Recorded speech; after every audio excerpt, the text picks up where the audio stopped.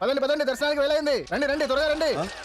ఆగండి ఆగండి ఆగండి, అటు కాదు ఇటు.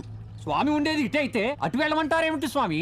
ఆ స్వామి దర్శనం కన్నా ముందు వరాహస్వామి దర్శనం చేసుకోవాలి. అప్పుడే మీ మొక్కులు కోరికలు తీరుతాయని ఇక్కడ స్థల పురాణం చెప్తుంది. స్థల పురాణమా? ఏంటండి ఆ స్థల పురాణం?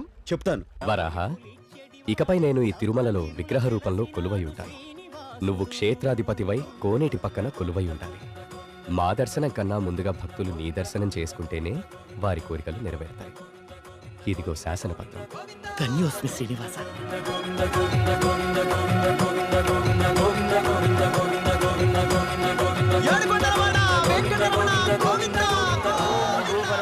విద్మహే హిరణ్యగర్భాయ